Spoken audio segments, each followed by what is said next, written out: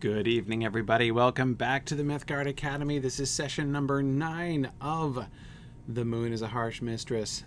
So yes, Stephen, I can in fact confirm we are having class tonight. Yes. I am going to be traveling soon. So next week I'm going away.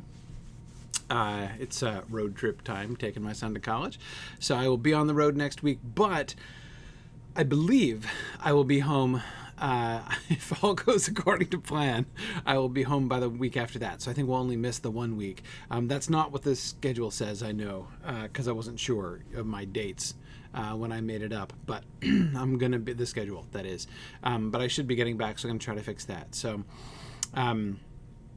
yeah, Tomas, pretty much. I-90 most of the way. Yeah, I-90 all the way out to wherever, Wisconsin or something, and then north into Minnesota. So yeah, no, I'm gonna be driving a lot over these next couple weeks, but as I say, I think we're only gonna miss 1 week, so I will be back on whatever is 2 weeks from today. 25th, I think, is the day there. So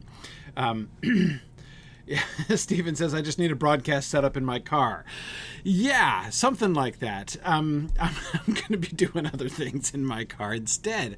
I'm going to have the pleasure of, like, composing accreditation documents and such from my car. So I'm going to be having more than enough fun from my vehicle already. Anyhow, so that is the plan. And speaking of dates, I did want to just remind you guys, registration is open and the call for presentations is open for both New England Moot and Middle Moot. New England Moot on the 25th of September, Saturday the 25th, and Middle Moot on August. I'll come in again. Middle Moot on October 9th, Saturday, October 9th. So that is pretty exciting. Was just talking about other moots down the road, getting ready to confirming in through there. So anyway, it's gonna be really great getting these things more firmly settled as we move forward, but looking forward to the first 2 moots. And don't forget that our regional moots are going to be fully hybrid this year. So both in-person and digital attendance registration is open for both of those moots. So just wanted to encourage you to not forget to look into that. All right. Tonight we return not to Luna, to Earth. We were looking at Prof's strategy and trying to figure out, not by looking through to what he reveals at the end, but to be watching as he goes along, trying to see and understand the picture of what Prof's and Mike's, presumably, what their strategy is down there in the Earth. We were talking about I was about to say disjunction, but that's not quite the right word. Separation, perhaps, between what Manny seems to think is going on and what is actually going on. It's more and more apparent that there is a gap there, right? And we'll see some more of the evidence of this. Now, one of the primary reasons that I am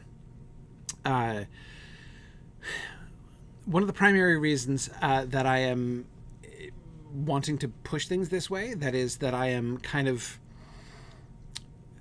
I mean, you may notice or you may feel as we go through some of these passages that I'm kind of playing dumb in a sense. That is, pretending I don't know what is revealed later on. But there are a couple reasons for this. One reason for playing dumb is that it's fun. That is, it's fun to see how it, not just to know what the result is, but to see how that result is unfolded, right? And kind of hinted at and pointed to as we go along. But part of the reason is because Well, I'm not sure I fully trust what is revealed at the end, right? That is to say, we are going to get to a point, and if things go according to plan tonight, we will get to it by the end of the evening, to the revelation of when Prof reveals to Manny what was going on and why he was doing it this way. But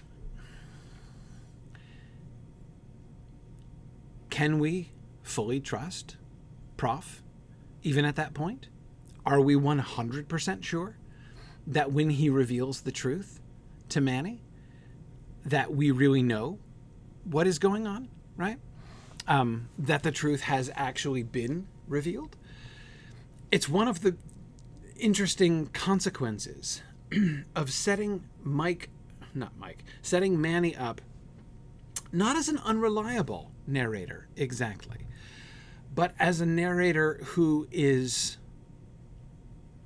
increasingly and intriguingly peripheral to the main decisions, right? From the very beginning, one of the kind of atmospheres, right, of the entire work has been this, we know, and Devora, thinking back to, the inquiry that you were driving earlier on, this trying to understand and fit into the big picture, right, of the historical framework of the narrative, like who is he speaking to and from when and exactly.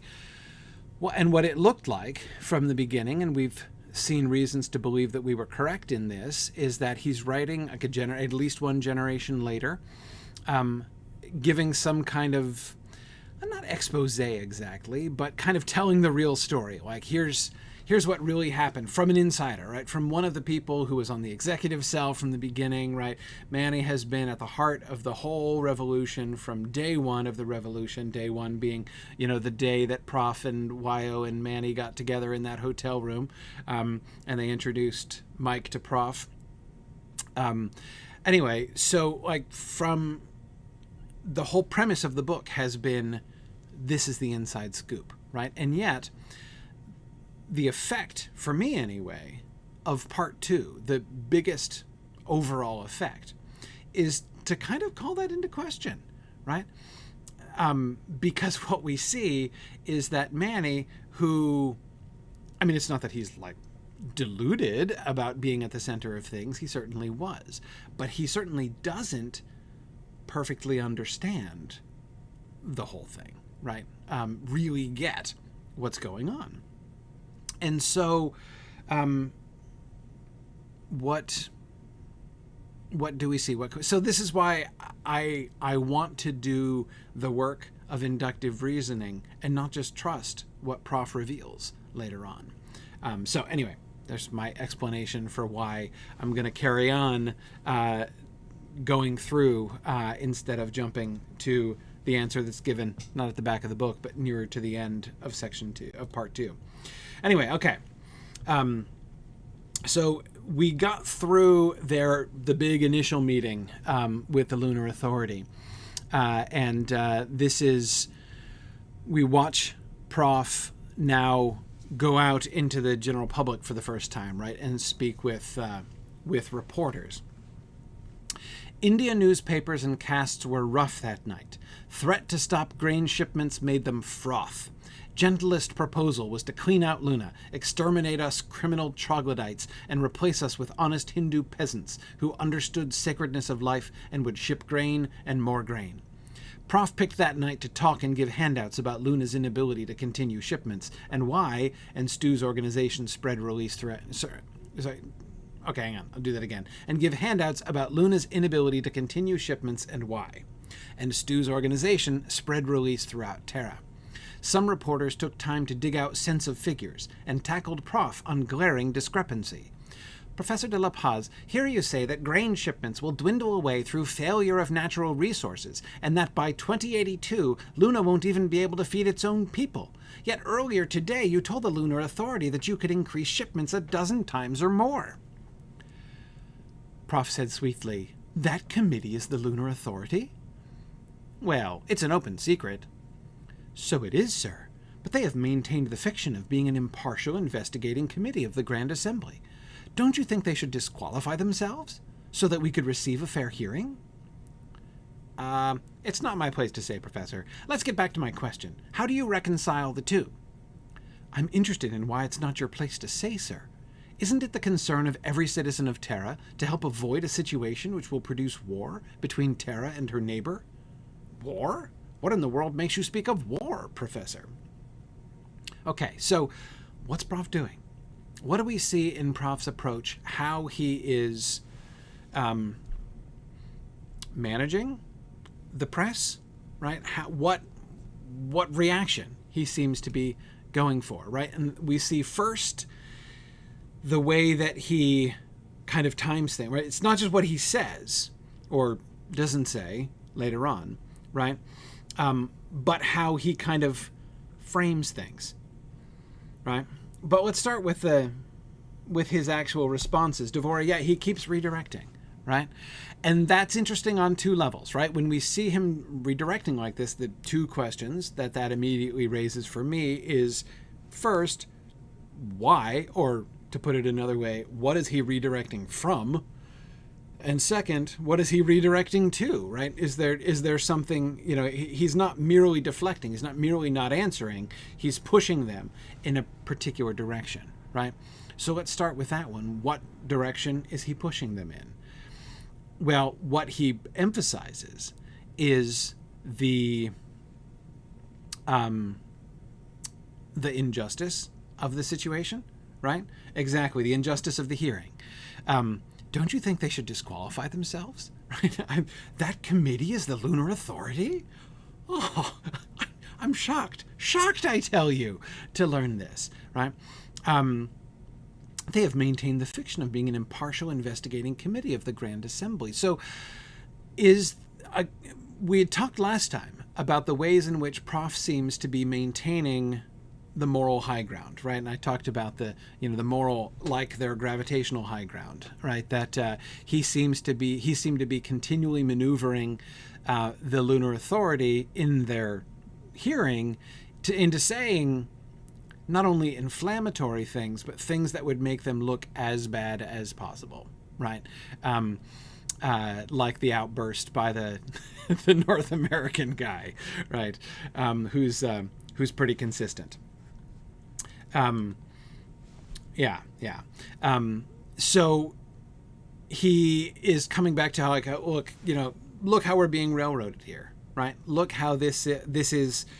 Not only is this an inside job, right? Is the Lunar Authority trying to, just kind of handle this by fiat without actually consulting the General Assembly, without actually, bringing this to a fair hearing before, a fair and impartial hearing before the Federated Nations. But he...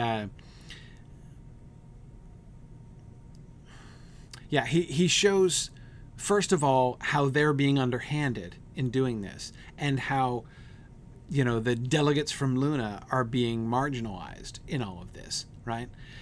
So outrage against them, right? Is he trying to sway public opinion in the favor of Luna, perhaps, right? Or at least induce the earthworms to see that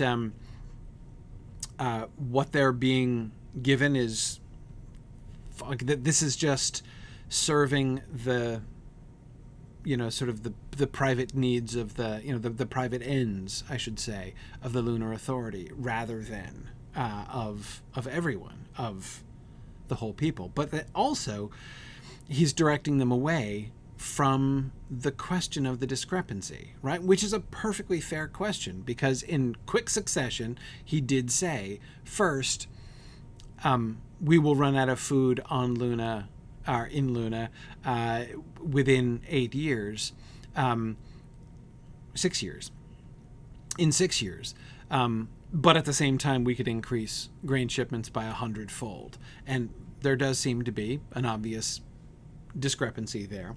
And as David says, he seems not to be actually interested in discussing the limits on Luna's grain shipments. He says he knows that hungry people won't care that Luna can't help them and insist on war. He cares more to undermine the lunar authority. Yes, I think so. I think so. And I do agree, David, also, that I think it's important that Prof is the first person to mention war. Again, you notice the shocked response by the reporter. War? What in the world makes you speak of war? If their goal is to prevent war, right, to save Luna by seeking against hope, right, a peaceful resolution to their conflict with Earth, which seems to be what Manny thought was supposed to be happening, right? On this, that was kind of the whole point, right? They're coming down here to try to appeal for recognition. And, a seat at the table at the Federated Nations and all that kind of thing, right? Like to not just be treated like a slave state that needs to be stomped back into submission, because otherwise, they might, Terra might start doing the stomping. But Prof is the one to mention war. He's the one to bring it up. Isn't it the concern of every citizen of Terra to help avoid a situation which will produce war between Terra and her neighbor? And that seems misleading in more than one way, doesn't it? I mean, first of all, are the people of Earth gonna care all that much about that, right? I mean, they don't believe, the people of Terra don't see that the people of the moon can have any, like, it's not going to be a war, right? And when he says, what in the world makes you speak of war? As will become clearer later on in another similar conversation with a reporter, it's not that they've never considered the possibility of armed conflict, the exertion of force coming into play in this situation. It's just that they wouldn't consider it war, right? It doesn't rise to the level of war because you have to have two to fight. And Luna has no ships, right? They can't attack Earth. There's no question of war, right? So I'm not even sure whether it's like, oh, I never thought it might come to violence. It's possible that that's what the reporter is thinking. It's also possible that he's thinking, well, I wouldn't exactly call it war.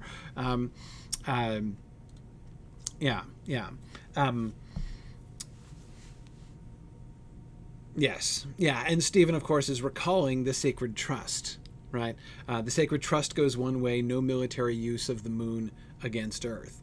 And that sacred trust, Stephen, there's this irony that underlies that, right? On the one hand, they consider Luna no threat militarily. On the other hand, the entire point of the lunar authority was, and the lunar charter was because the moon would be such a dangerous military base, which if it were controlled by any one nation from the Earth, could be used as a lever militarily to threaten all the others, right? It would give an enormous military advantage to anyone who controlled it. And so in order to prevent that, the sacred trust was put into place, right? So the sacred trust is based upon the premise that the moon is potentially an enormous military threat. They just don't think that the loonies have the capability to use it, right? So as I say, there's kind of a lurking irony there. And yes, Bruce, you're right. Not only is his Prof's reference of war sort of inflammatory in an unexpected way, clearly to the reporter, but Bruce is right to say that his characterization of the moon as Terra's neighbor, right, putting it on equal footing with the Earth, is also kind of inflammatory, right? It's not her satellite, it's not her colony, it's her neighbor, right? Clearly challenging them, almost sort of daring them to think in these completely new ways that they're not used to thinking about Luna.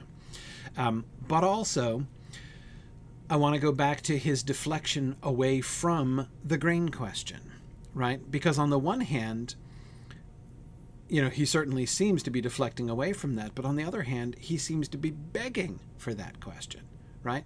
Notice how Manny observes, somewhat wryly, right? Prof picked that night to talk and give handouts about Luna's inability to continue shipments. First, the people are all in a ferment because the news has gone out, right, about the threat to stop grain shipments, right? And the people, especially the people of India surrounding them, are in a froth about that, we're told, right? And instead of trying to smooth that over, right, instead of trying to manage that, Prof just pours gasoline on it, right, by saying, no, now is the time to talk about how we can't possibly continue with grain shipments. And then he's going to deflect, talking about the 100-fold increase, which you'd think he'd just be focusing on that, right? Let's not talk about the cessation of grain shipments. Let's instead talk about how we can help. It does seem that there is a very real political move that they could make here, right, to try to leverage the froth, right? The public emphasis on food to say, hey, we are perfectly ready to go through. By all means, let's talk about the 100-fold increase plan, right? And how willing we are to do this and how we can make it happen. And all that has to happen is if we get recognized, by your leaders, then we're ready to do it, right? So it's only your leaders that are stopping this from happening. It's like, it doesn't take much to imagine a way in which this could be spun well, right, and conveniently. And yet, not only is Prof not doing it, he seems resistant to doing it. He's deflecting away from that and towards war. No, let's invite you to imagine war with Terra instead. Really, Prof? Okay. So the talk of war leads them to discuss how on earth there could be a war, right? What the moon can possibly do. And so Prof asks him to explain. I parroted it. Prof and Mike had worked out stock situations. I had memorized and was ready with answers. I said, do you gentlemen remember the Pathfinder? How she came plunging in out of control? They remembered. Nobody forgets greatest disaster of early days of spaceflight when unlucky Pathfinder hit a Belgian village. We have no ships, I went on, but would be possible to throw those barge loads of grain instead of delivering them into parking orbit. Next day, this evoked a headline, Loonies threaten to throw rice.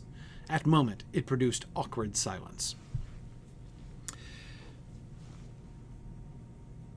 What is the effect of this? Now, first of all, notice Manny says he had memorized the answers that he was supposed to give, right? So Manny is following orders here. He's following instructions from Prof and Mike. We have no ships, but would be possible to throw those barge loads of grain. They have no intention of throwing grain, right?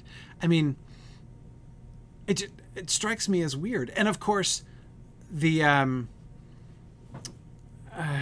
not quite, but almost comical element of that gets immediately picked up in the headline, right? Which seems to undermine the entire thing.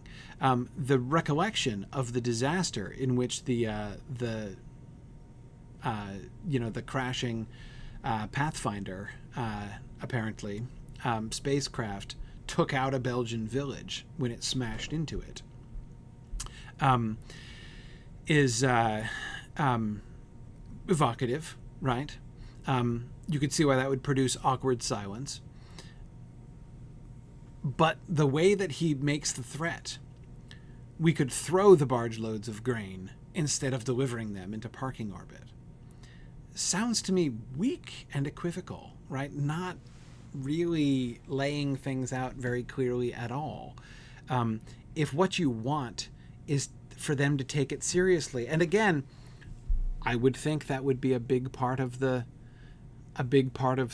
point, wouldn't it? Right? You don't want to get involved into a war with Luna because it's going to cost you more than you think, right?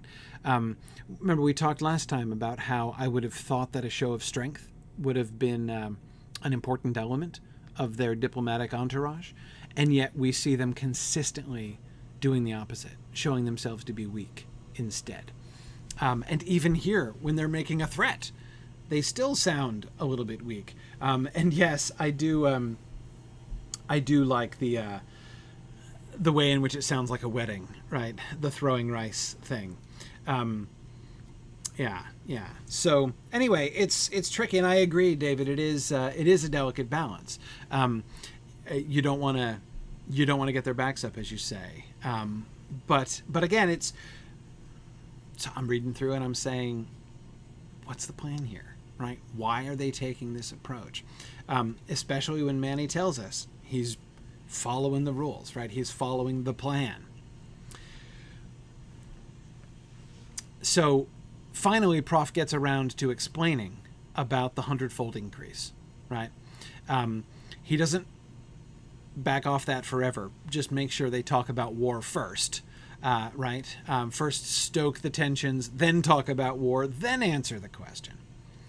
And here, remember, he's done his Socratic method thing, right? Was uncomfortable silence. Then a little man with strange accent said slowly, "It sounds to me as if you talk about way to replenish natural resource." "Capital! Excellent!" Prof flashed dimples. "You, sir, will have a gold star on your term report. To make grain requires water and plant foods, phosphates, other things. Ask the experts. Send these things to us. We'll send them back as wholesale grain.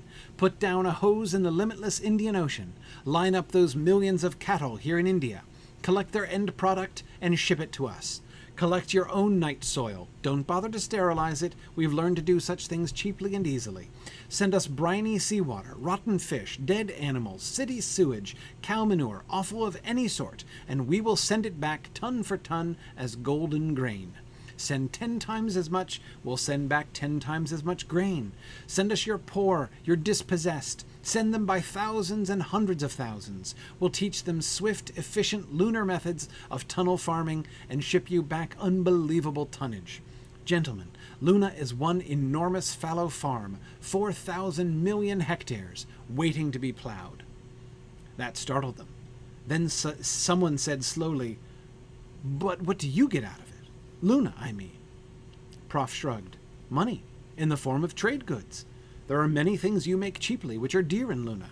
Drugs, tools, book films, gauds for our lovely ladies. Buy our grain and you can sell to us at a happy profit."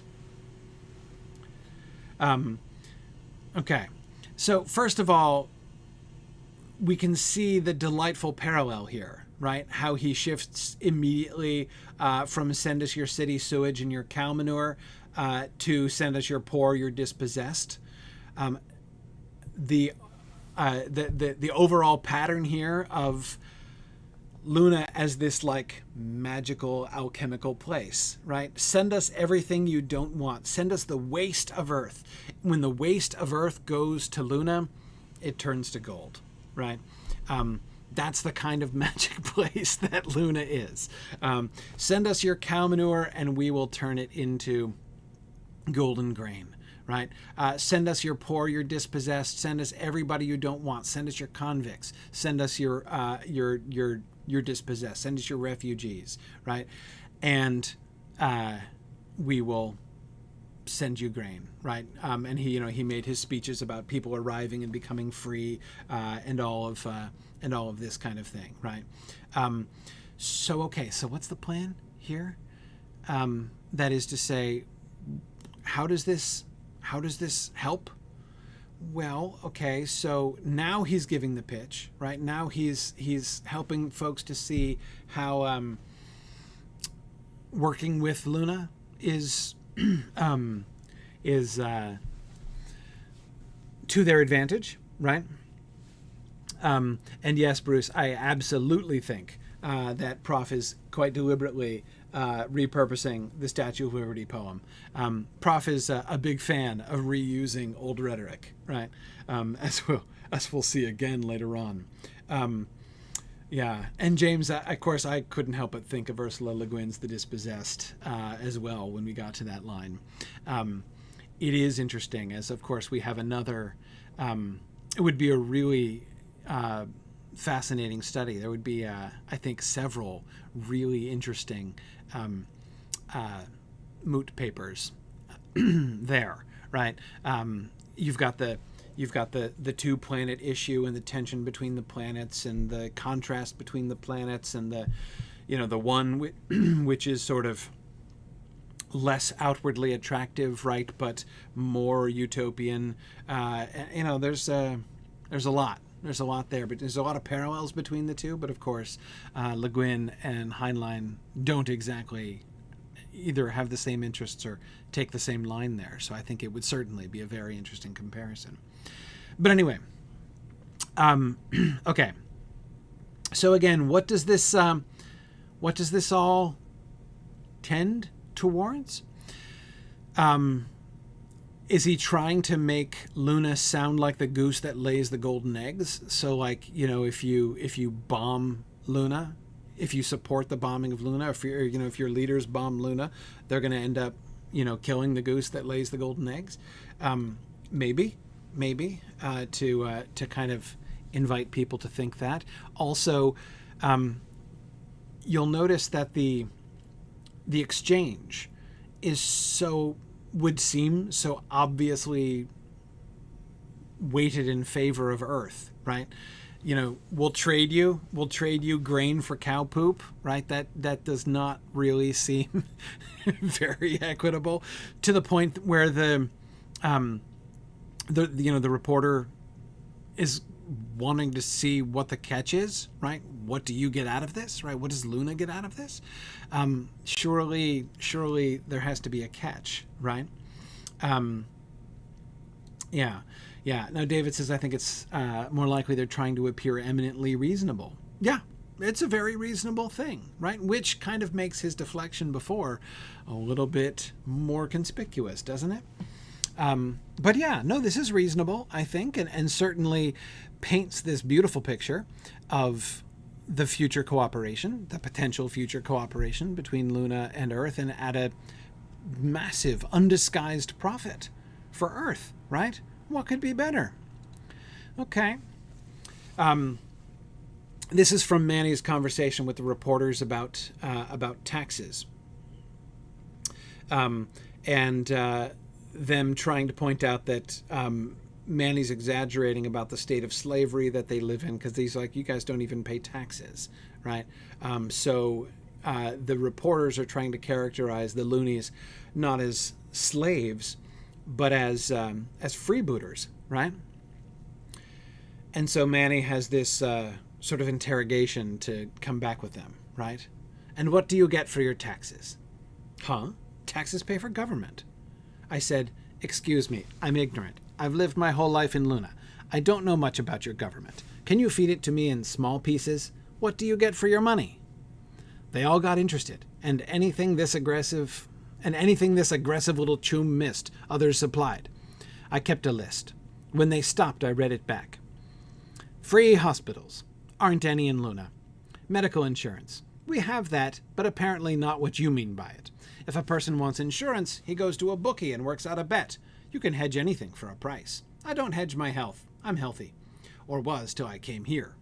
We have a public library. One Carnegie Foundation started with a few book films. It gets along by charging fees. Public roads. I suppose that would be our tubes, but they are no more free than air is free. Sorry, you have free air here, don't you? I mean, our tubes were built by the companies who put up money, and are downright nasty about expecting it back and then some. Public schools. There are public schools in all Warrens, and I never heard of them turning away pupils, so I guess they are public. But they pay well, too, because anyone in Luna who knows something useful and is willing to teach it charges all the traffic will bear. I went on. Let's see, what else? Social Security. Not sure what that is, but whatever it is, we don't have it. Pensions. You can buy a pension. Most people don't. Most families are large, and old people, say 100 and up, either fiddle along at something they like or sit and watch video. Or sleep. They sleep a lot, after, say, 120. And of course, this is Manny segueing to this other topic he is supposed to hit, which is longevity on the moon, right? That the moon is a very desirable place. Again, the magical place, right? It's not only, the place where you turn cow poop into golden grain. It's also the fountain of youth, right? Stephen, you were mentioning Uncle Andrew before. Yeah, here it is. There it is again, right? Yeah.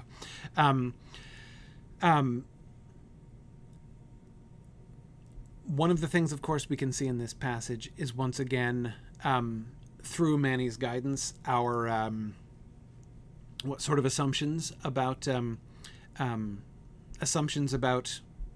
Terra and Luna being called into question, facing down some of the sets of assumptions that that earthworms have about taxes and government and all that kind of thing. What exactly do you get from the government? And laying out this wild difference in perspective, right? The kinds of things that they don't have, don't seem to want. What's the effect of all this? Why go through all these things? I mean, again, part of this, one of the consequences of this paragraph, of this passage, is sort of contributing to the world building some, right? Kind of going through and having Manny sort of itemize how it is they get along without a government or without taxes, right? Maybe because it's possible, of course, that some readers might be asking themselves the same thing, right? How can they have no taxes? How do they get by with no government, right? And here's Manny's explanation of how they get by without government.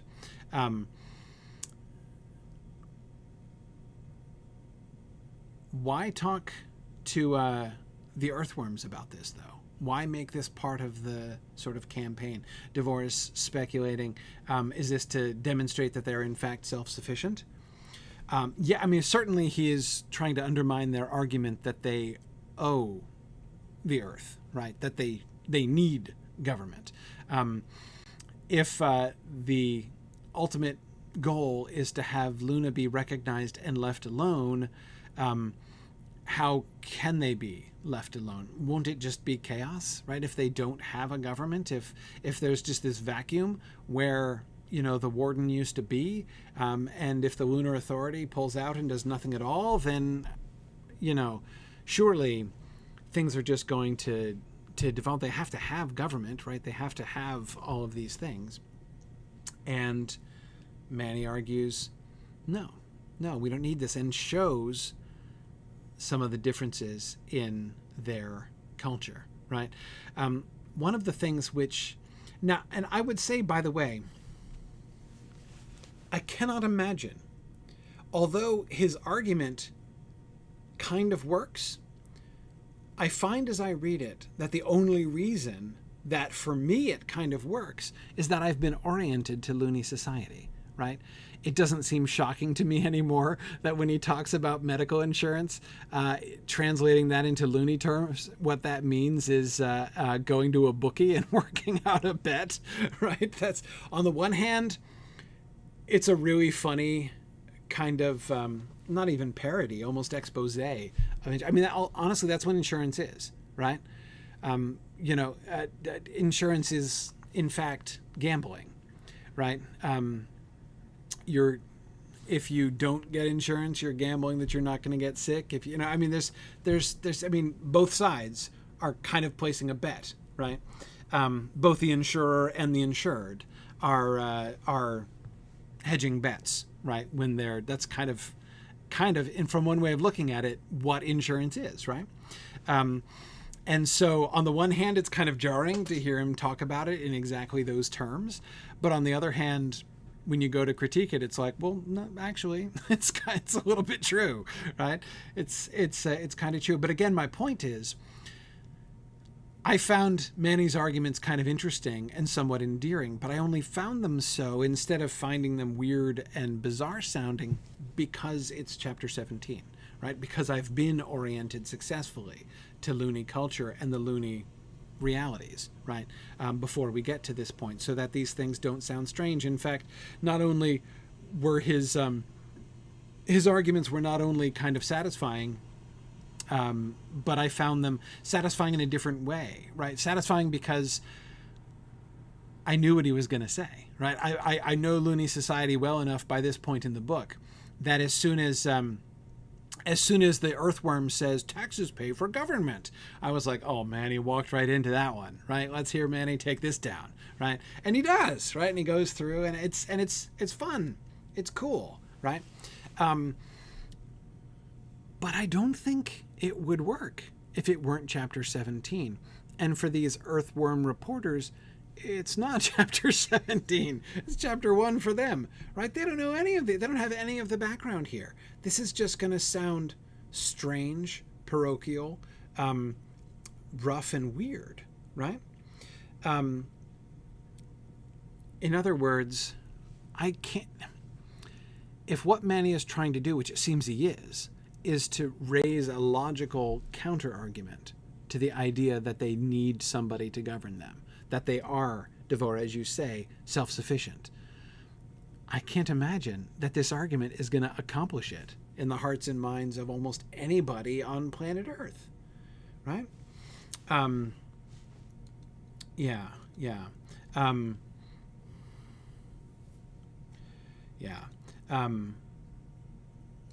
then Arthur, as you say, at the end of it, we have the casual dropping of the longevity thing, which he tells us was one of the things that he was making sure to get around to. It was a talking point that was on his, you must get to this, get the conversation to this no matter what list, right? And that was longevity, which does seem to be targeted towards generating interest for people to move to Luna, right? To see Luna as this land of opportunity for folks, right? Especially people getting older, right? You're starting to think about mortality. Wouldn't you like to stretch out your life by several decades? Come to Luna, right? No problem. Okay. But is that likely to have the effect that they're... It seems at least possible that that would backfire on them, right? Let's...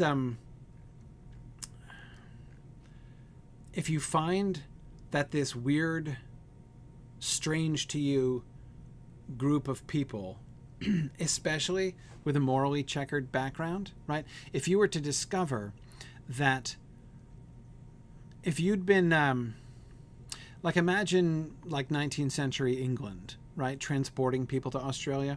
That's a parallel, of course, that was established earlier on, the transportation to Australia and the transportation to the moon. Imagine a 19th century,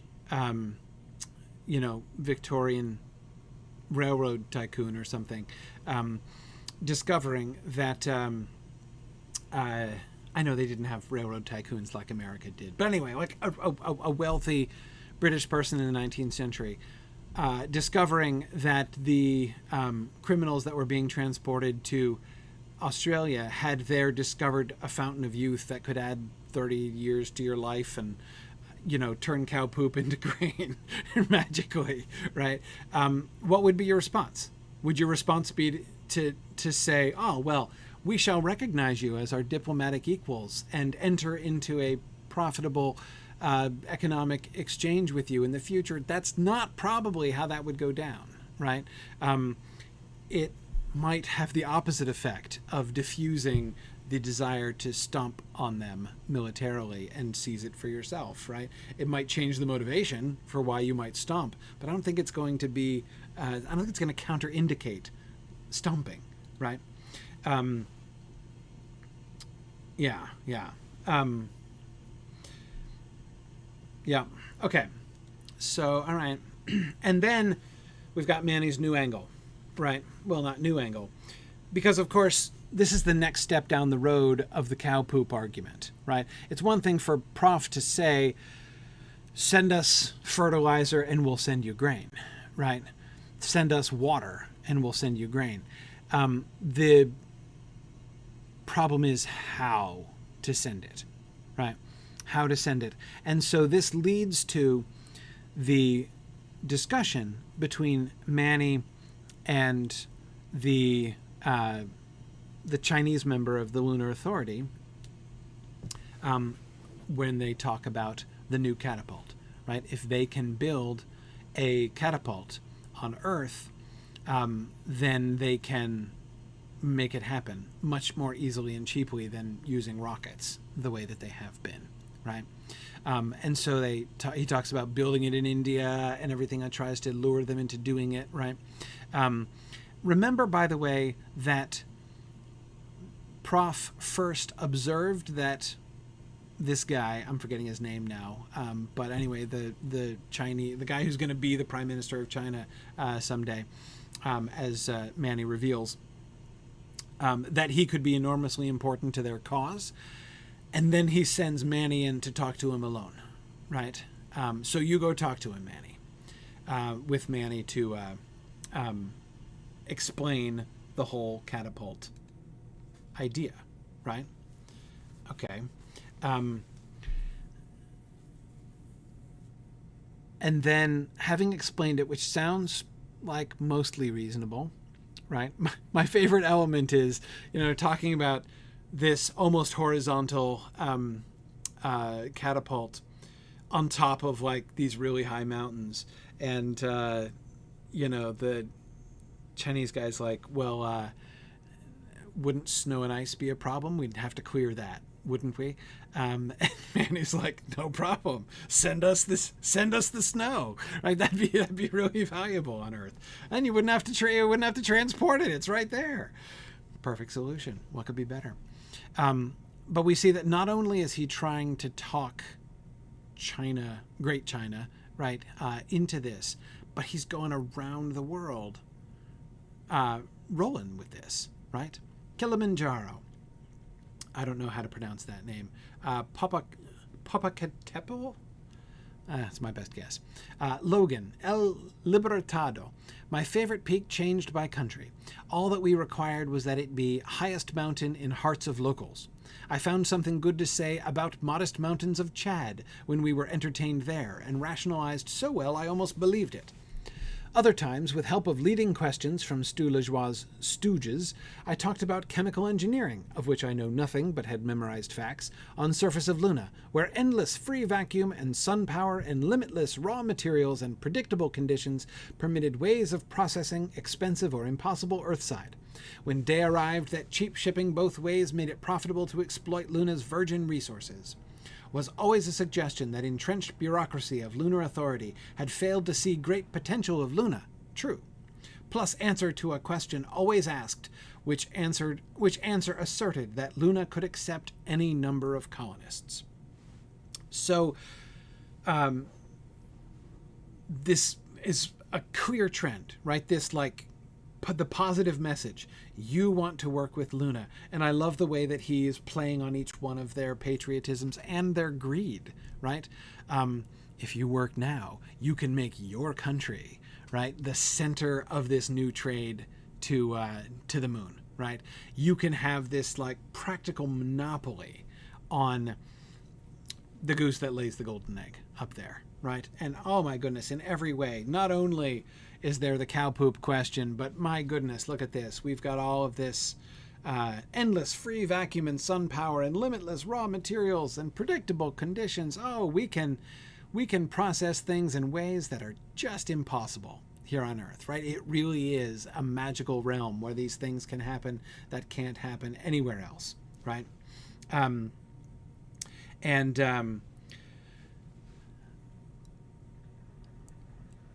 Oh, by the way, and we can accept any number of colonists, right? So all of you overcrowded cities, no problem, right? We've got your solution here. Unlimited emigration from your country, and nope. So again, working with us can solve all of your problems, right? We are an absolute gold mine.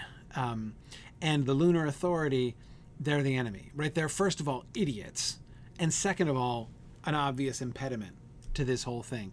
If once we are free and able to enter into the marketplace as an equal partner, right, as a free partner, oh my goodness, the possibilities for any one of your countries to make itself the center of this incredibly lucrative trade, just unbelievable. I mean, okay, all right. So this seems to be the message, I guess. That sounds maybe like a winner, right? I think that might work. Where's Prof going? Prof enjoyed it all, rough as it was on him. Prof had great capacity for enjoying. He always had something new to tell about great future of Luna. In New York, he gave managing director of a hotel chain, one with rabbit trademark, a sketch of what could be done with resorts in Luna. Once excursion rates were within reach of more people. Visits too short to hurt anyone, escort service included, exotic side trips, gambling, no taxes. Last point grabbed attention, so Prof expanded it into longer old age theme, a chain of retirement hostels where an earthworm could live on Terran old age pension and go on living 20, 30, 40 years longer than on Terra. As an exile, but which was better, a live old age in Luna or a funeral crypt on Terra? His descendants could pay visits and fill those resort hotels.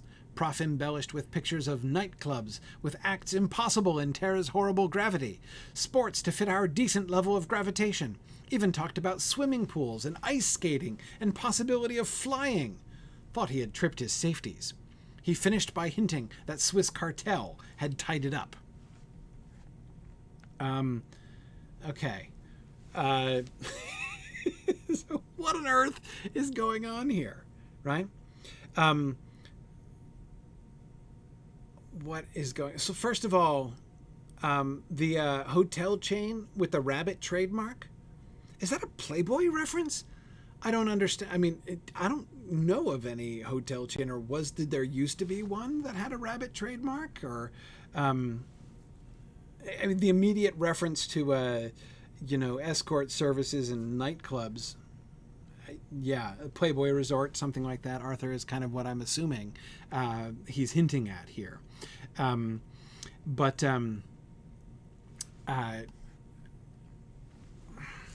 that's interesting, Devor. I hadn't thought of that. Devor is reminding me that the noun that they use throughout Earth is warren, right? For where families live, right, in different warrens. So the rabbit thing kind of works, right? Though perhaps not that way. So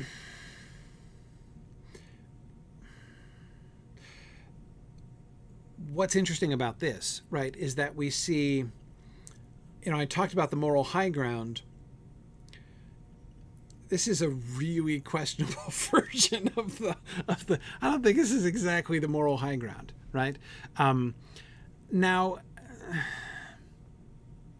I'm not exactly sure how uncomfortable I'm supposed to be about this.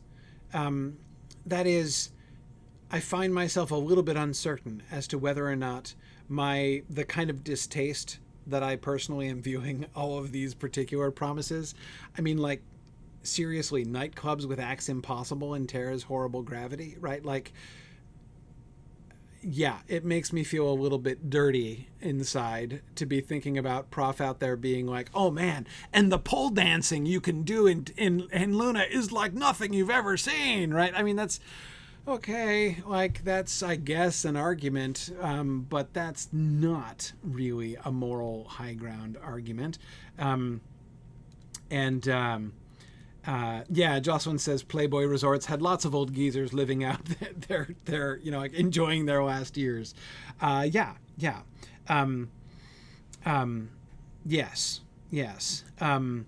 Exactly, James. It sounds like he's describing lunar Las Vegas, right? That's exactly what it sounds like.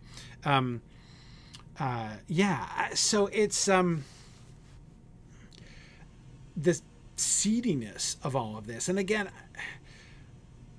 I can't rule out the fact that my own negative reactions to the seediness of all of this stuff is part of my own earthworm perspective. Like, maybe I'm, too inhibited about such things or something. I'm not 100% sure. I'm not 100% sure. This is something, by the way, that I always find really challenging, and many of you will have heard me kind of wrestle with this kind of thing before. Often, right, one will have a strong personal reaction to something that, like to a character, like, a strong dislike for a character, or, repugnance for something that happens in a text. And I always, whenever I'm conscious of it, and I try to be conscious of it, whenever I have a reaction like that, I always try to back up from it and try to scrutinize it as objectively as I can from that. Like, basically, is there a warrant within the text for this? As far as I can see, based on the patterns that are perceptible within the text, am I supposed to be having this reaction, right? Does the text seem calculated to induce this reaction, or is it just me? Because it might just be me, right? There are times, definitely, when I think it's just me, right? There are some books that I read and that I find very repulsive, and I don't know that I'm supposed to find them repulsive, right? There are a bunch of places in George R.R. Martin, for instance, when I find myself up against this, right? When I'm like, that's horrible, but I do not get the cues from the text that I'm meant to find it horrible, right? It's just me objecting to the culture that I'm reading about. I don't think that the story, in a sense, wants that, like the actual internal pattern of the text. It's my own hang-ups that I'm bringing to it, right? Hang-ups like not liking to see people gang raped, that leads me to find it very repulsive. Anyway, whatever the point. Let me not digress too far on that. But the point is, I always like to be kind of cautious about that. And so here, this kind of triggers some of I have this kind of distaste for this whole passage, but it kind of triggers my alarm. Like, again, is that just me? Especially since, remember, he's manipulated this before, right? I think that there are times in those first few chapters, especially, when Heinlein is almost pushing us towards our own inhibitions, right? Our own hang-ups. And not, like demanding that we cast them aside, but making us confront the fact that these are our own hang-ups, right? And Manny clearly does not share them.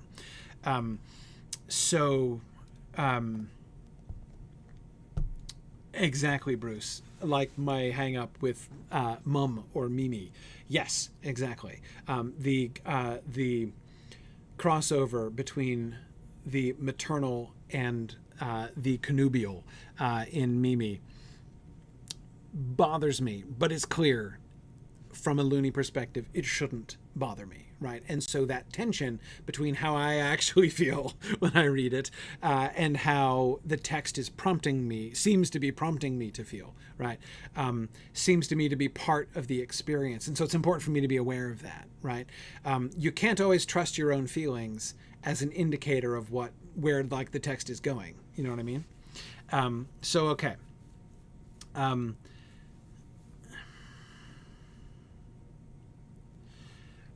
So what's happening here? Do we have reason to think that Prof is, not serious about this? Well, let's even sort of consider that. Okay, so one option is that the seediness of this,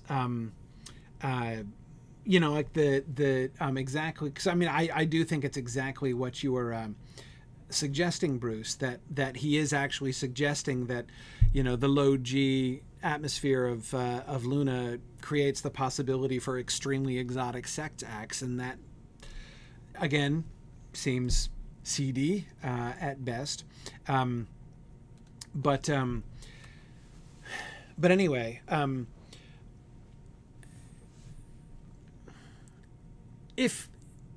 let's say Prof is deliberately forget his own principles, right? What if Prof finds this whole line of inquiry seedy as well, right?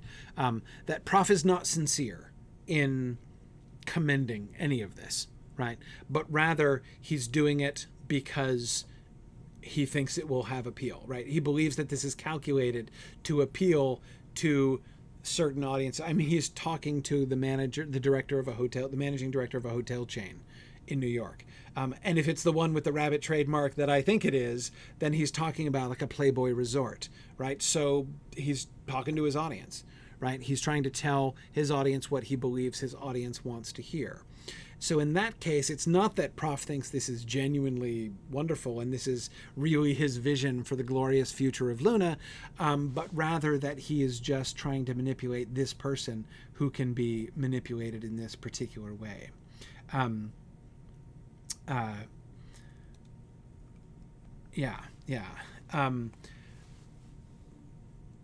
That's a little bit less kind of alarming, right? I think there's reason to believe that Prof is not serious about this. Like this, again, this does not represent his own cheerful vision of the future of Luna, right? That he, in fact, is hoping Luna will become, the Las Vegas of, the biggest, best Las Vegas of the world. And I think it's where we get to at the end. We get, I think, what is a pretty clear cue from Manny at the end.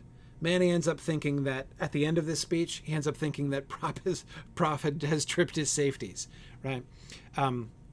This is crazed what Prof is saying, right? He segues straight from the nightclubs with acts impossible and Terra's horrible gravity to unique new sports, which, like, in the context of the nightclubs, I don't even want to think about. Probably just like, I don't know what.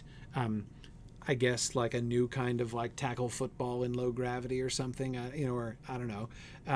Let's say that. Let's imagine it's that kind of thing. And then swimming pools and ice skating and the possibility of flying, right?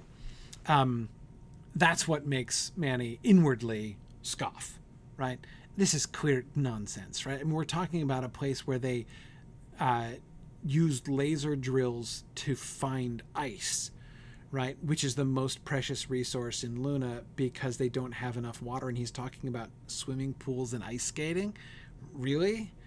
Come on. And then the possibility of flying.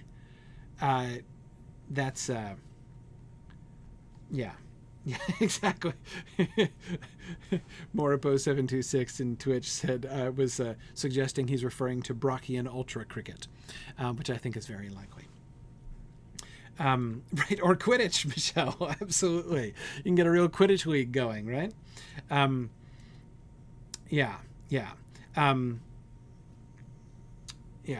So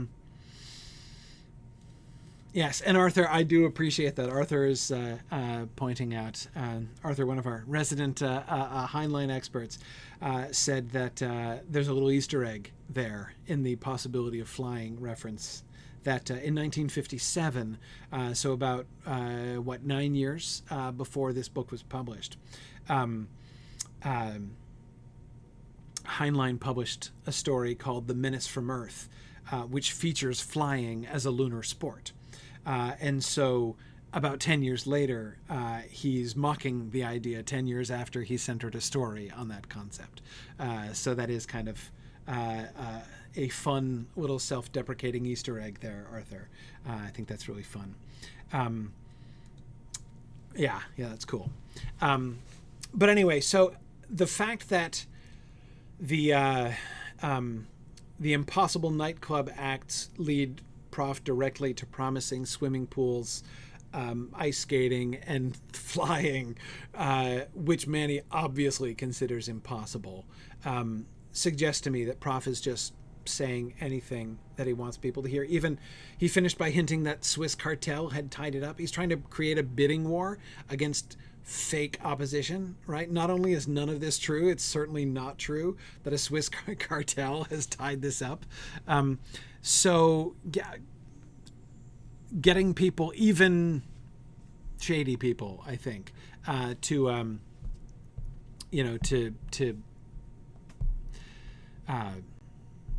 compete with each other, right? This is, making Luna out to be intensely desirable, right? That's seems to be the goal, right? So they're creating pro-Luna sentiment, helping people to see the wonderful future in cooperating with Luna. Because, of course, the other implication is that, and remember, this kind of follows on from the way that Manny was suggesting the Lunar Authority had not, sufficiently exploited the wonders of Terra, right? Or of Luna, rather. Now we can see all of the ways in which that's true. They didn't realize about the pole dancing. Oh my goodness. So many possibilities. Then we get Manny walking into trouble, right? Guess I'm ignorant and stubborn. Was both in place called Lexington, Kentucky, in central managerial area. One thing no doctrine about, no memorized answers, was life in Luna. Prof said to tell truth and emphasize warm, friendly things, especially anything different. Remember, that's Prof's advice. Remember, Manuel, the thousands of Terrans who have made short visits to Luna are only a tiny fraction of 1%. To most people, we will be as weirdly interesting as strange animals in a zoo. Do you remember that turtle on exhibition in Old Dome? That's us. Certainly did. They wore that insect out staring at. So when this male-female team started quizzing about family life in Luna, was happy to answer. I prettied it only by what I left out. Things that aren't family life, but poor substitutes in a community overloaded with males. Luna City is homes and families mainly, dull by Terra standards, but I like it. And other Warrens much the same, people who work and raise kids and gossip and find most of their fun around dinner table. Not much to tell, so I discussed anything they found interesting.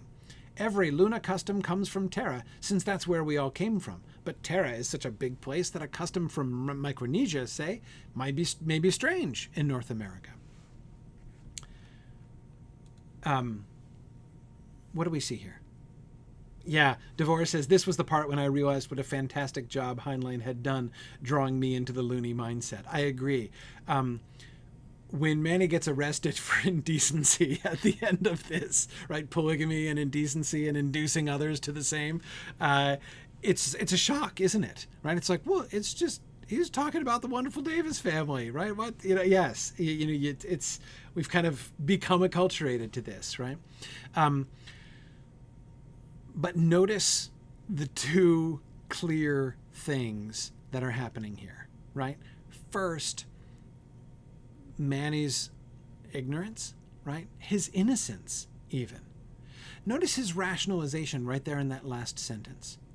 Every Luna custom comes from Terra, since that's where we all came from. But Terra is such a big place that custom from Micronesia may be strange in North America, right? So yeah, I understand that the way that we do things in Luna are going to be a little different from what these people are used to.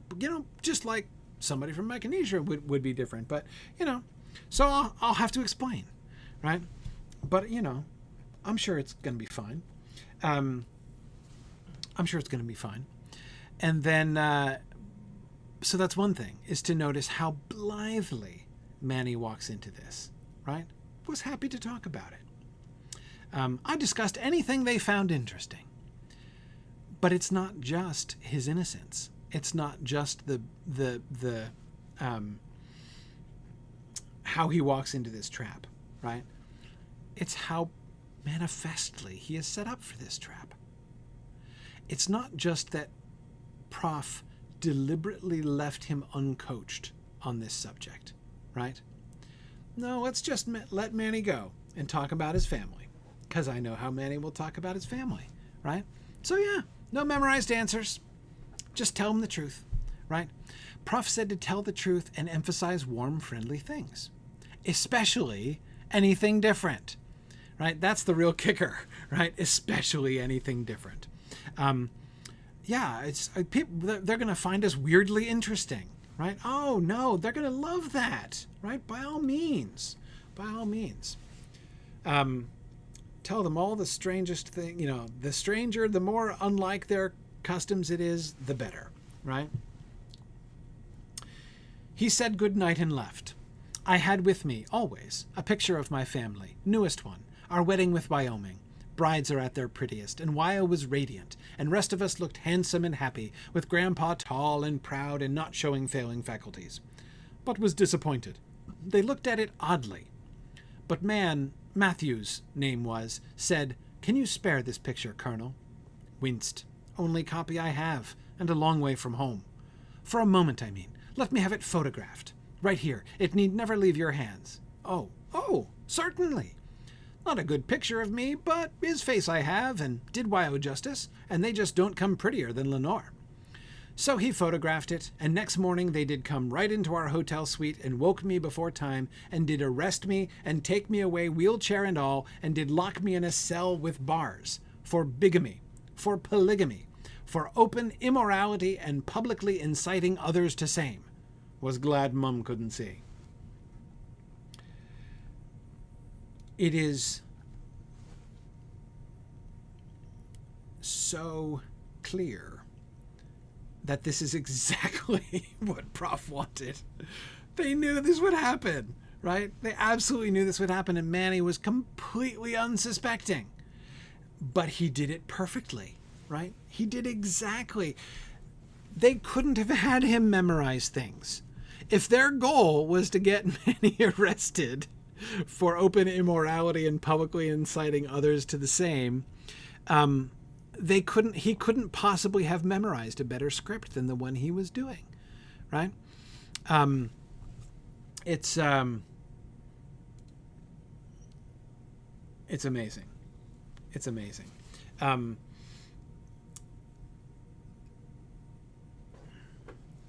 This is, of course, one of the biggest, most flagrant examples that we see of the gap, right? The gap between what Manny is doing, what he thinks he's doing, and what is actually happening, right? And how he is being used. We've just been looking at a whole bunch of passages where they're seeming to, like, the shape of their rhetoric seems to be targeted at raising positive views of Luna, right? Rallying sympathy for Luna, creating motivation for Terrans to want to side with Luna, right? Or at least kind of, get in with Luna. Certainly not leave Luna a blasted wasteland where they have to start everything over again and in the hands of the Lunar Authority, right? Where there will not be, of course, the same commercial opportunities as there would be with a free Luna. That seemed to be the obvious idea. And then here, once again, all of that leads up to this debacle, right? Where, again, Manny's just going in the same direction. Let's build positive feeling. And Prof eggs him on to that, right? Oh, yeah, no, they'll love it. They'll just be fascinated by this. Right? So tell them all the nice, warm, positive things that you can about Luna. Brag about how happy your family life is. Explain about your line marriage and how wonderfully that works. And this will help that project of building these happy, positive, constructive thoughts about Luna. And we find, of course, the opposite turns out to be the case, right? The opposite in every way. Not only are they not building, does it fail to build warm, fuzzy feelings about Luna, it works in the absolute opposite direction of creating positive relations with Luna, right? It's building outrage in North America, certainly at least in Lexington, Kentucky, negative feelings towards Luna. But of course, it also shows most clearly that this project that Manny thinks he's a part of, that he thinks he's doing, is not, in fact, what is happening, right? Is not, in fact, what their plan actually is. So here we come to their final hearing, right? When the chairman of the Lunar Authority has laid out the plan, right? The new 5-year plan. Prof's response: "I see, sir. We are free. Free to remain in Luna and work at tasks and for wages set by you, or free to return to Earth to die." Chairman shrugged. "You assume that we are villains. We're not. Why, if I were a young man, I would emigrate to the moon myself. Great opportunities. In any case, I am not troubled by your distortions. History will justify us. Was surprised at Prof. He was not fighting. Worried about him. Weeks of strain and a bad night on top. All he said was, Honorable Chairman, I assume that shipping to Luna will soon be resumed. Can passage be arranged for my colleague and myself in the first ship? For I must admit, sir, that this gravitational weakness of which I spoke is, in our cases, very real. Our mission is completed. We need to go home. Not a word about grain barges, nor about throwing rocks, nor even futility of beating a cow. Prof just sounded tired. So this seems like failure? This is like the critical moment that it was all coming down to, and from what Manny can see, it's utterly failed, right? Exactly what they didn't want to happen has happened. They've not been recognized. Instead, the authority has just made this devious plan to try to kind of like recapture the moral high ground in a sense, right? The whole, it's very clever, you have to admit, right? You can't say you're slaves because you're free. We'll subsidize your return to Earth anytime, right? I mean, it's rather transparent because it's based on his open questioning of this whole gravitational effect, right? Which, of course, maybe is why they've been horizontal the whole time and never seen walking around. But anyway, it's a cunning move on the part of the Lunar Authority, and would seem to be, and creates this very. It's a clever counter, right? Because as the chairman points out, it's hard to maintain the accusation of slave labor at that point, right? But here's Prof, not arguing, not fighting, right? He's not a word about grain barges, right? So we're I guess, abandoning the whole line of, increasing the shipments if we're free. We're abandoning threats too, right? We're even abandoning the beating the cow metaphor. Prof just seems to be giving up. And Manny is simply puzzled by this turn of events. Then the chairman pulls him aside. He took me up on that high mountain and offered me kingdoms of Earth, or of Luna. Take job of protector pro tem, with understanding was mine permanently if I could deliver. Convince loonies they could not win. Convince them that this new setup was to their advantage. Emphasize benefits, free schools, free hospitals, free this and that. Details later, but an everywhere government just like on Terra. Taxes starting low and handled painlessly by automatic checkoff and through kickback revenues from grain shipments. But most important, this time authority would not send a boy to do a man's job. 2 regiments of police at once. I love the allusion at the beginning. You guys got how many of you get the reference in that first sentence? It's an elegant little allusion by Manny, one that surprised me a little bit. Yeah, the reference is to Jesus' temptation at the beginning of the Gospels, when in his third temptation, Satan takes Jesus up to a high mountain and looks over the kingdoms of earth and says, all this I will give you if you will bow down and worship me. The same reference, by the way, that Dracula made in his final temptation of Renfield on the critical night of October 5th in the book. But anyway, I find it most interesting because it was not at all obvious that Manny had read the New Testament, actually. So was interesting. Yeah, exactly. Divorces. It's almost like Manny's been paying attention at church. Yeah. I agree. That was one of my thoughts too. So this is the offer, right? And we know. So Prof wants Manny to go, right?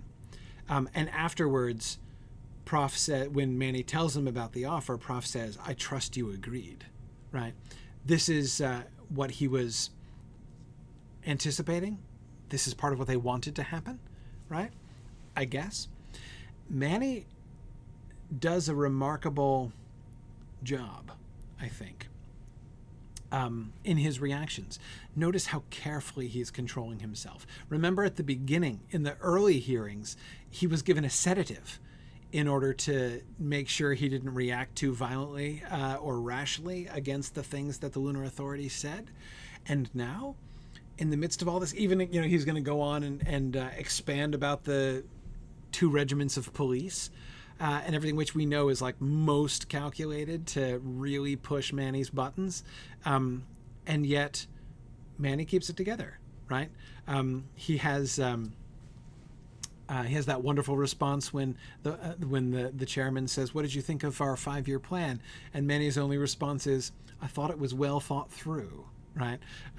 Which is, though he tells us he thought it stunk, that's all he says. He does a, David, no, I'm sorry, by the way, I'm not assuming Greg's church is Christian. I'm not at all. That's why I was so surprised that Manny knew that reference. It's possible that they did talk about it at Pillar of Fire Repentance Tabernacle, but I wasn't assuming that they read the New Testament as I know it. So yeah, absolutely. Anyhow, so Manny does pretty well, right? He handles himself, he controls himself pretty well, and just leaves with an immediate plan to just get out, right?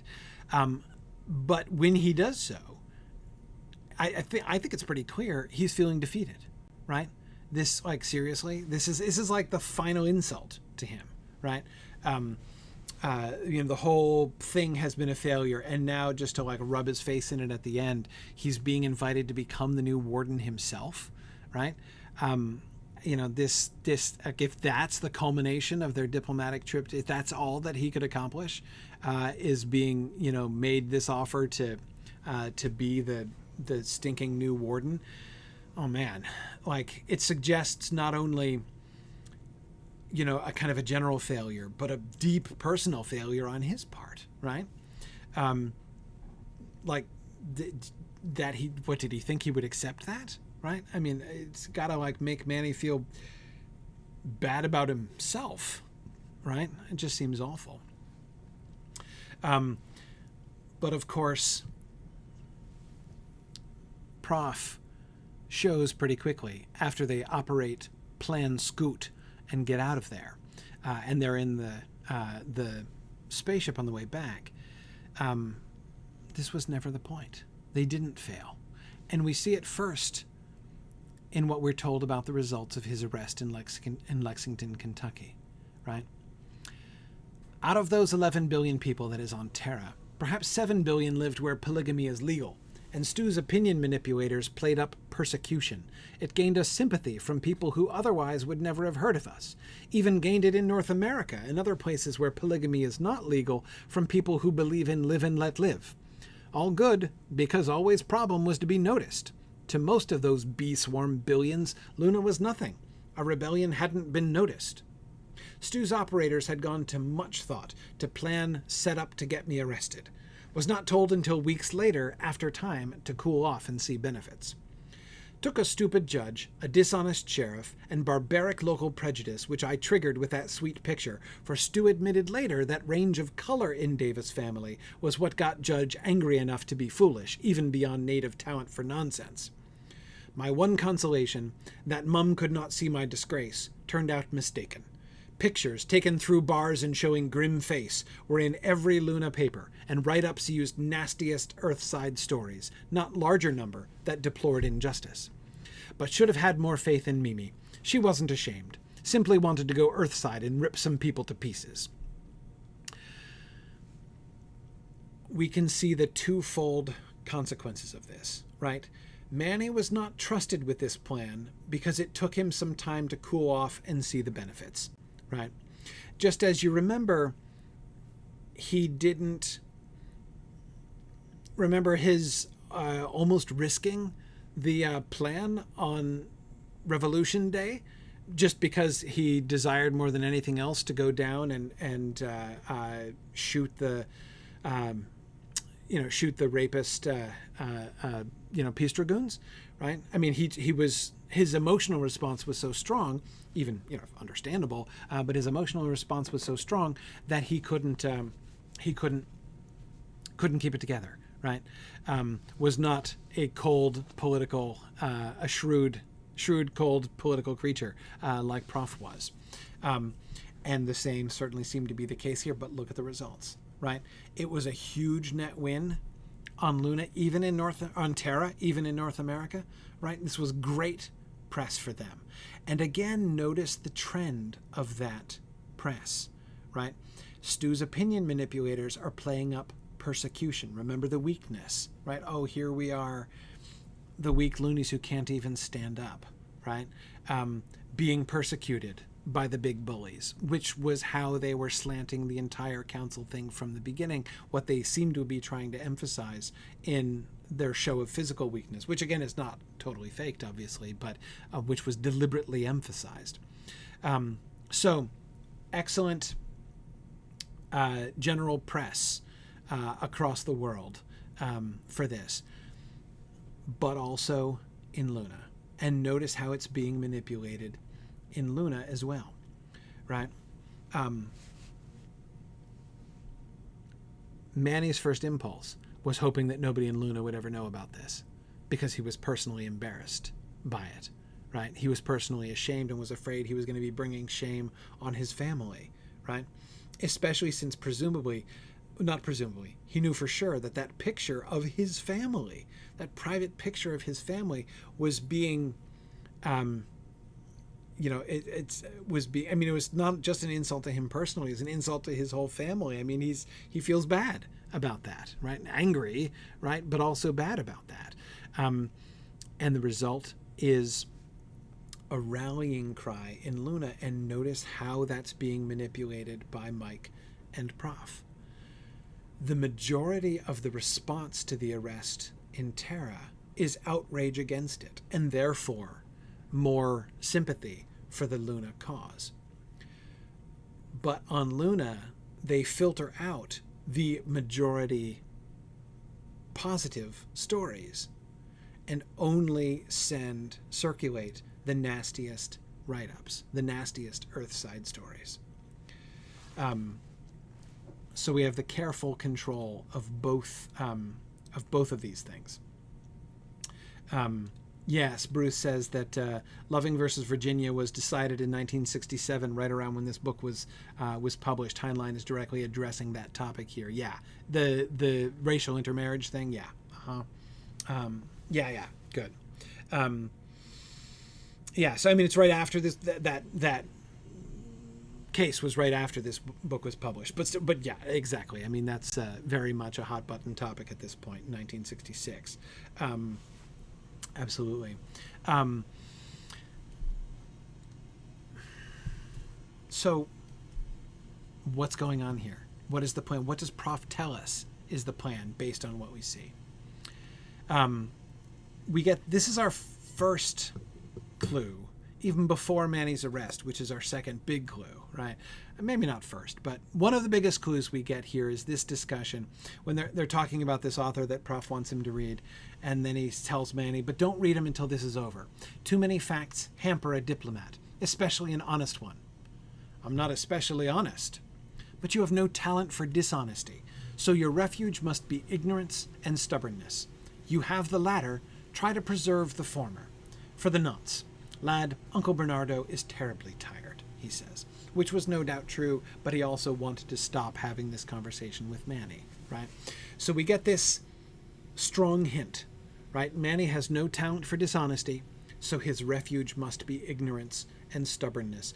The stubbornness which he natively has is going to serve them well, and his ignorance must be preserved because he has no talent for dishonesty, right? So we get a clear indication of what exactly they are thinking. Now, Sarah, you're right. Manny is good at keeping the secret of Adam Celine, right? It's not that he can't keep a secret, but that's different from what Prof is talking about. And we'll come back to that. Yeah, we'll get to it here. This passage and the next. We had 2 days with naught to do but undergo drastic routines to keep us from carrying umpteen plagues to Luna, but didn't mind shaking from induced chills and burning with fever. Free fall was such a relief and was so happy to be going home. Or almost happy. Prof asked what was troubling me. Nothing, I said. Can't wait to be home. But, truth is, ashamed to show face after we've failed. Prof, what did we do wrong? Failed, my boy? Don't see what else can call it. Asked to be recognized. Not what we got. Manuel, I owe you an apology. You will recall Adam Celine's projection of our chances just before we left home? Stu was not in earshot, but Mike was word we never used. Was always Adam Celine for security. Certainly do. 1 in 53. Then when we reached Earthside, dropped to reeking 1 in 100. What you guess it is now? 1 in 1,000? The odds against us are now only 17 to 1, and they've been shortening all month, which I couldn't tell you. Was amazed, delighted, overjoyed, hurt. What do you mean couldn't tell me? Look, Prof, if not trusted, deal me out and put Stu in executive cell. Please, son, that's where he will go if anything happens to any of us, you, me, or dear Wyoming. I could not tell you Earthside, and can tell you now, not because you aren't trusted, but because you are no actor. You could carry out your role more effectively if you believed that our purpose was to achieve recognition of independence. Now he tells. Manuel, we had to fight hard every instant and lose. So? Am big enough boy to be told? Please, Manuel, keeping you temporarily in the dark greatly enhanced our chances. You can check this with Adam. May I add that Stuart accepted his summons to Luna blithely without asking why?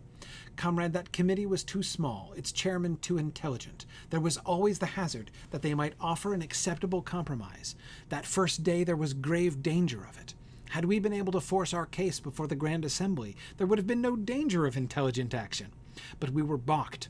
The best I could do was to antagonize the committee, even stooping to personal insult, to make certain of at least one holdout against common sense. Guess I will never understand high-level approach, says Manny. Okay. So exactly, Stephen. His intent is trusted, but his ability is absolutely not trusted. Exactly. So it's not that they think he can't keep a secret, right? It's not that they don't think he can be trusted. It's that they don't think he will be able to perform. If he knew what was needed, he would not have been able to do it. The only way that they could get Manny to play the role they needed him to play was for him not to know that he was playing a role, right? For them to set him up to do what they knew that he would do naturally, honestly, unforcedly, right? And they had to manipulate him into doing that. And what was it? What was it exactly that they were trying to do? And the answer is fight hard every instant and lose, right? They didn't go there to achieve recognition of independence. They had to fight hard every instant and lose. That was the goal. And so he goes on to explain what we were suspecting earlier on, that he was deliberately antagonizing the chairman, the committee. He seemed to, we talked about him maneuvering them into saying rash things, right? Which seems to be true, right? But what was a little bit less clear was exactly what the end of that was. What did they hope to accomplish by doing that exactly, right? But here, Prof makes it perfectly clear what he considers the worst possible result, the thing that had to be avoided at any cost, was intelligent action on the part of the committee, on the part of the Lunar Authority. It would, in fact, make sense for the Lunar Authority to treat with them. It's like they had really good arguments. They had really good arguments that they made and that they could have made, right? You'll remember that there are times when Prof's strategy seems to be exactly counterproductive, right? Um, yeah, yeah. That's exactly in the end what Manny thinks about it, or what Prof suggests. Like, yes, it was deliberately counterproductive. We did not want to convince them. Whatever he did, Prof had to make sure he did not win the argument. But of course, he still made the arguments, right?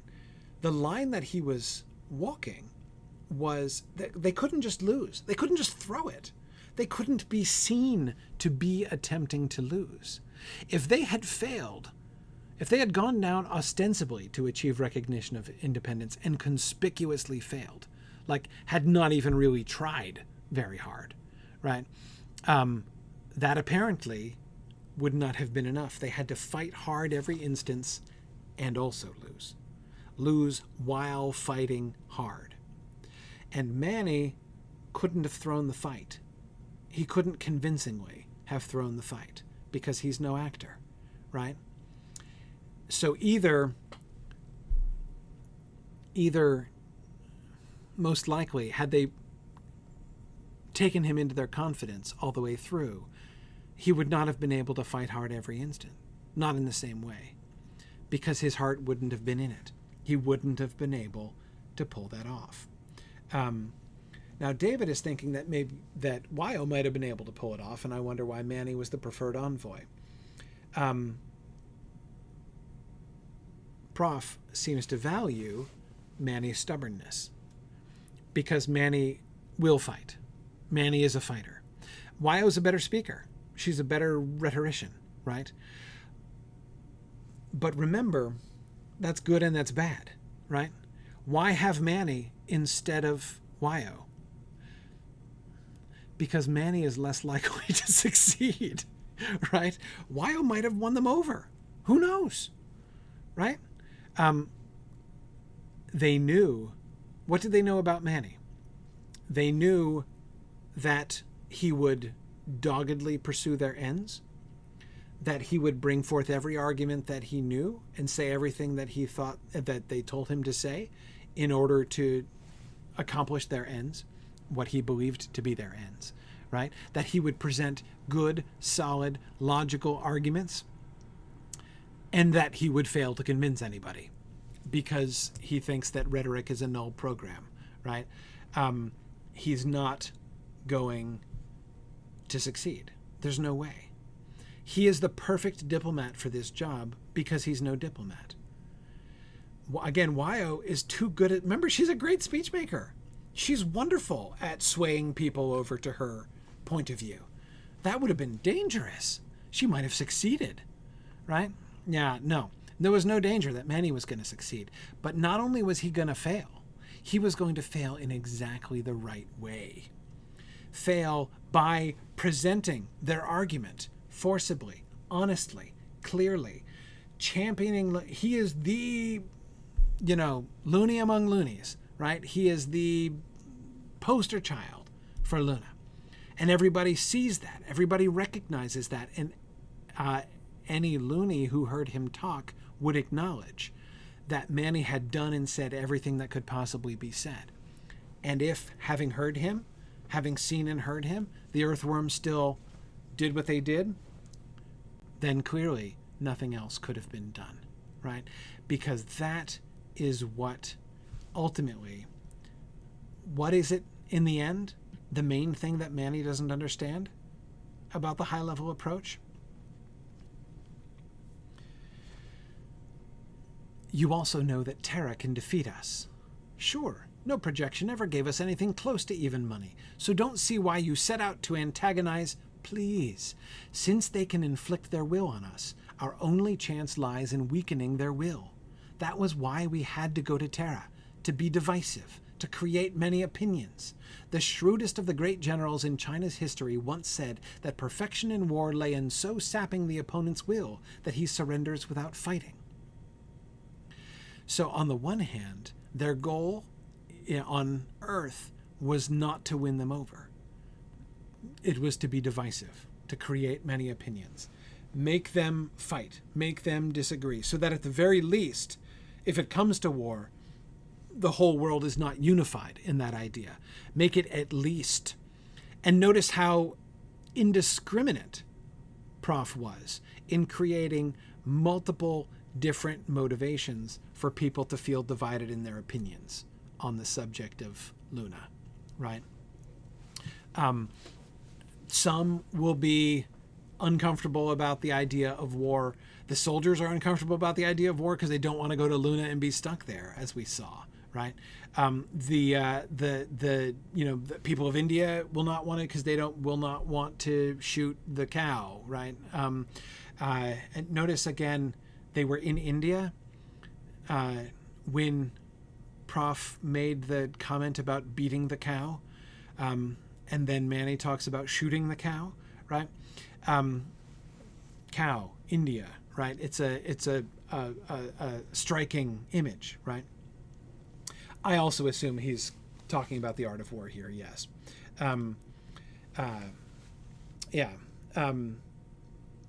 Okay. So this seems so right. It wasn't to win them over. It was just to create enough, but that suggests that their main goal then was, it's not that they thought that they would succeed, right? He's saying we didn't think we would actually win them over.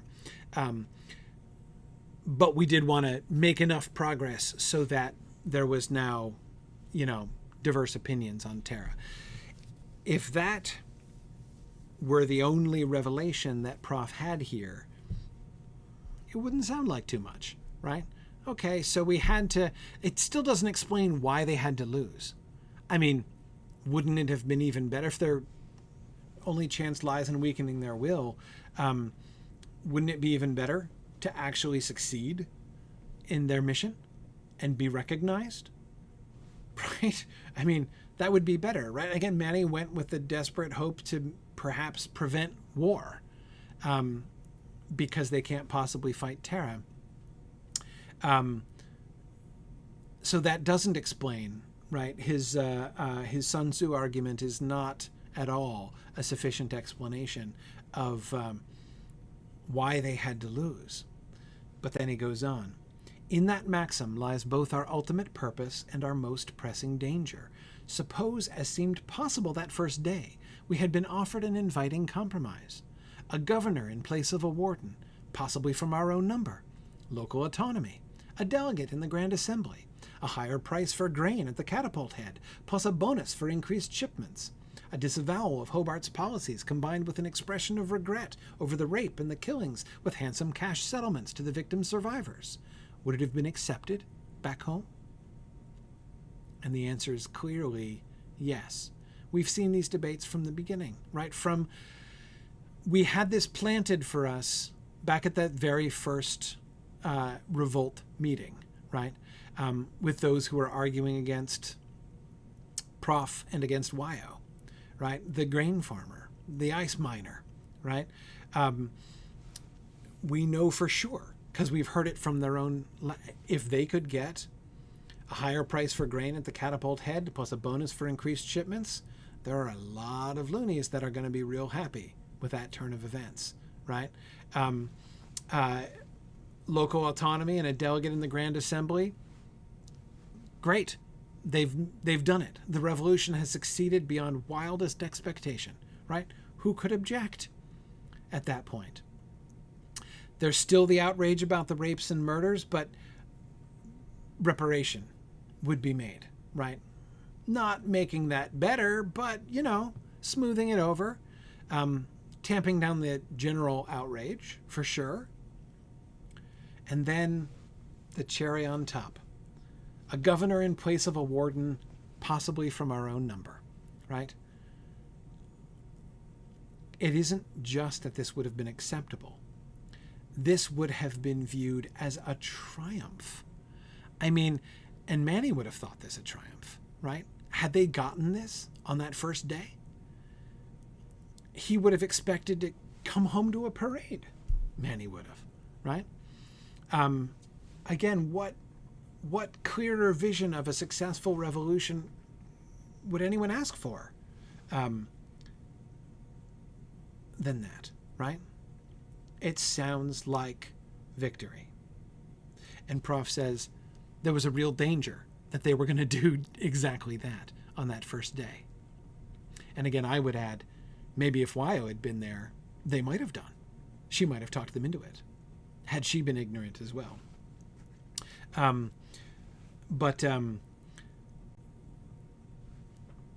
This is the real danger. And why is this a danger? Because remember Prof's bottom line. The bottom line is everyone on Terra dies in 6 years if things continue in the status quo. This is beautiful, right? But it's still continuing, even increasing the grain shipments without bringing up the cow poop, right? Without replenishing their natural resources.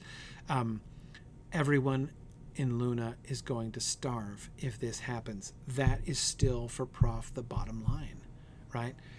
We have to save the lives of Luna, and this would be this apparently triumphant solution would mean death, would mean ultimate failure for them.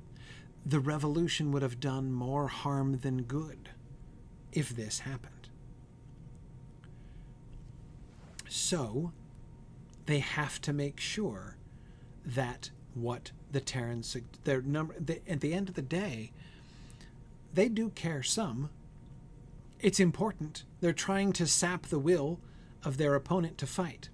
But that's not the primary objective.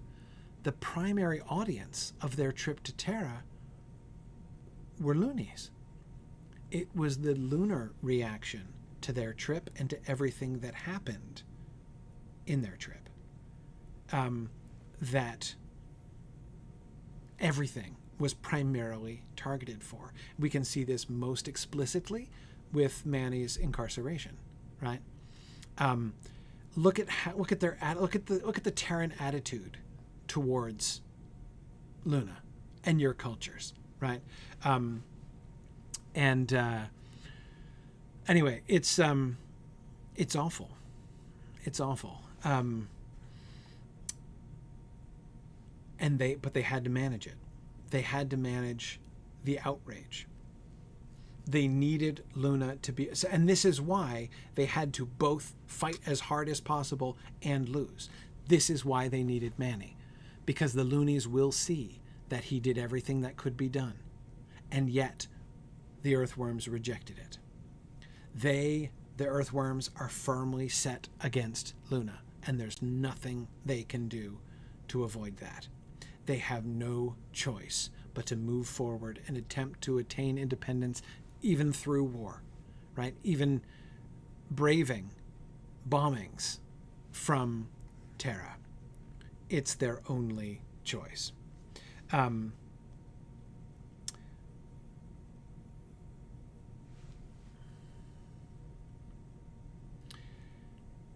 Now, David, I think you're right. David says the one thing that doesn't quite fit here is that Prof doesn't push the resource shipments as hard as he possibly can in the press.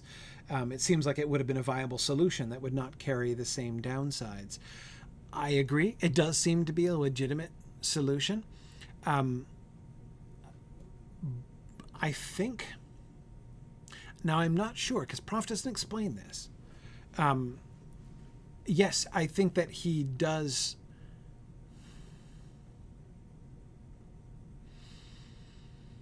Here's all I can tell. Here's what seems to me to be the pattern, David, is that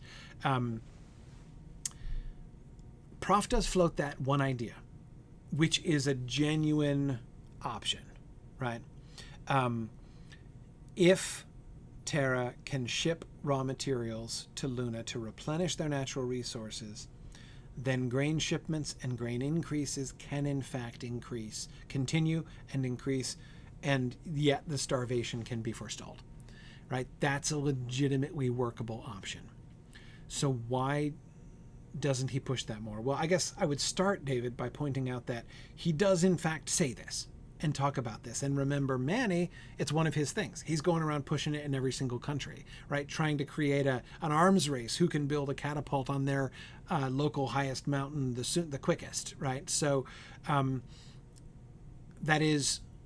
Prof and Manny together, Prof deliberately, Manny in the dark, do in fact seem to be pushing that argument. Like, they do push it forward. But I agree with you, they don't seem to push it as hard as they possibly can. And my suspicion as to why that is the case would have to be that I don't think that Prof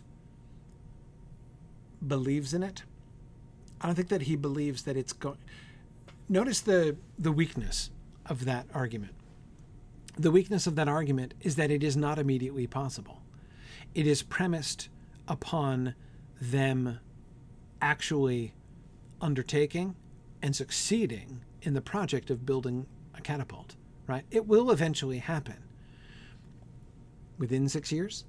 Comfortably within 6 years? To prevent starvation in Luna?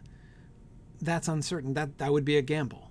And that seems to be a gamble Prof doesn't want to take, I think. He's not going to actually try to rest all their hopes on that option. He does bring it up, right? They do genuinely push it. We know that they're pushing it genuinely, in a sense, because Manny's instructed to push it, right? It's one of his major campaigns. But yeah, I don't think it's a complete, exactly, Stephen King was saying, it's not an immediate solution. Exactly. Yes. Yeah, and as Stephen Cover says, it keeps Luna reliant on Terra's shipments actually balancing perfectly. Yeah, exactly. If the numbers aren't right, or if their shipments are insufficient, it still leads to long-term starvation, even if it slows it perhaps some. So yes, it's not... it is a genuine solution. It is a genuine possibility, but it's enough, certainly, to get enough people, especially in India and Great China, hopeful that it is a viable possibility, and maybe we should actually work with, consider actually working with the loonies to make this happen. And yet, it's not really. Prof is not willing to put his eggs in that basket. Yeah. And again, we see this is back to the results of his incarceration, right? And so going back to that from, after hearing Prof's explanation, we can see the emphasis on this, right? While helped Earthside, greatest good was in Luna. Loonies became more unified over this silly ho-ho than had ever seen before. They took it personally, and Adam Saline and Simon Jester pushed it. Loonies are easygoing except on one subject: women.